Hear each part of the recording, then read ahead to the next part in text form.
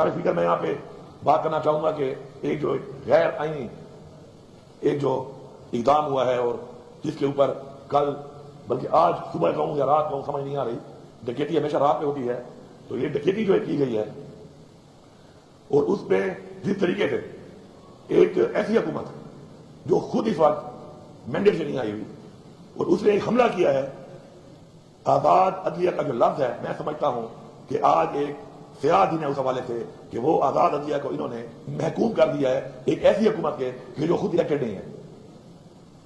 तो जब अदलिया आजाद नहीं होगी तो अवाम इंसाफ के लिए किस तरफ देखेगी।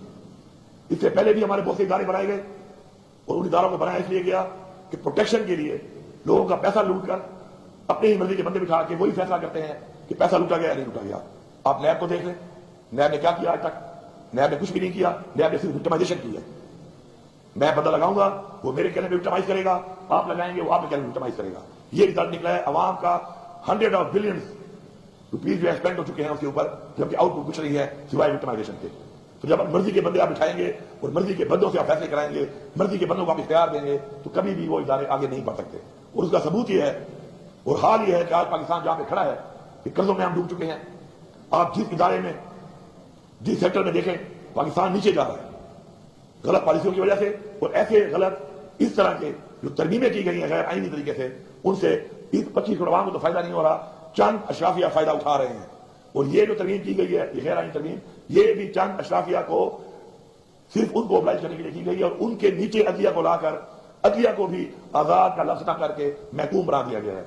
इंशाअल्लाह ये तरामीम कोई समझता है अगर कि गैर आईनी करके ऐसा ही रहेगा, ऐसा नहीं है। इंशाअल्लाह हम भरपूर तरीके से इंशाअल्लाह पहले तो ये मैंडेट वापस लेंगे और इसके अलावा जब भी हम इंशाअल्लाह वहां मैंडेट देगी और हम आएंगे, ऐसी तरामीम को हम नहीं मानते, हम इनको मुसरत करेंगे, खत्म करेंगे। वो तरामीम लाएंगे,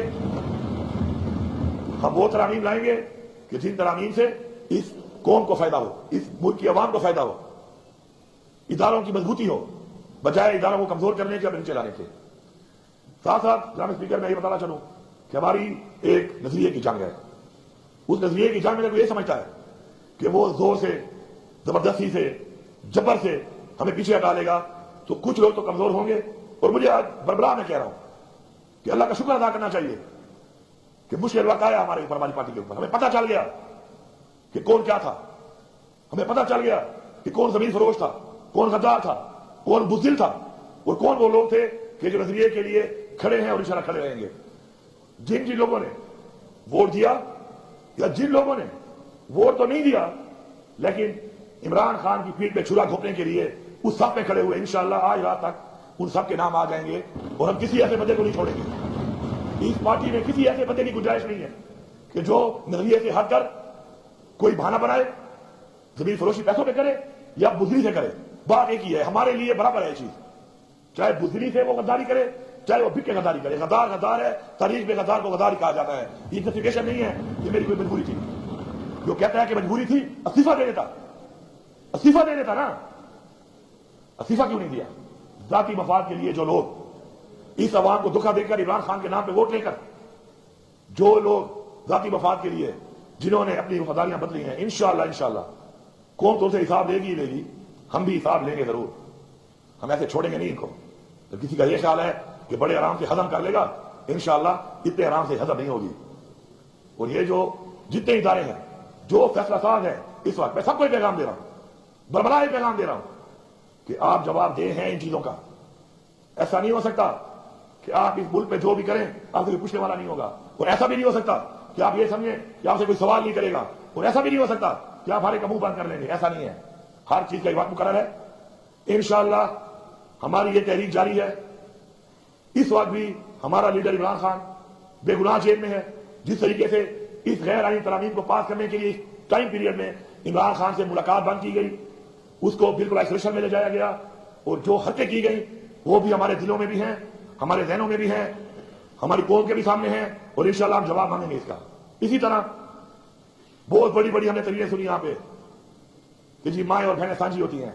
बड़े बड़े दावेदार हमने देखे जमहूरियत के चैंपियन, लेकिन जब हमारी तरफ बात आती है, इमरान खान की बहनों की बात आती है, तो एक भी अपने मुंह से एक लफ्ज नहीं निकाल रहा। ये दोहरा मेयार अवाम के सामने आ चुका है।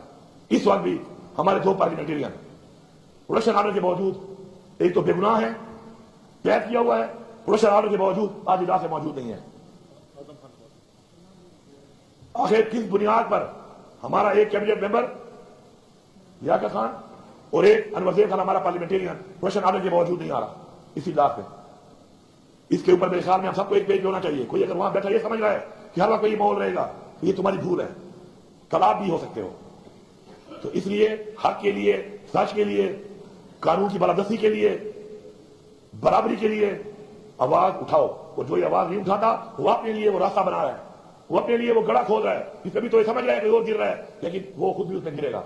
इसी तरह हमारी पार्टी के आलम खान सवादी साहब इस उम्र में उनको गिरफ्तार करके पहले भी गिरफ्तार किया गया, फिर गिरफ्तार किया हुआ है बगैर वजह के।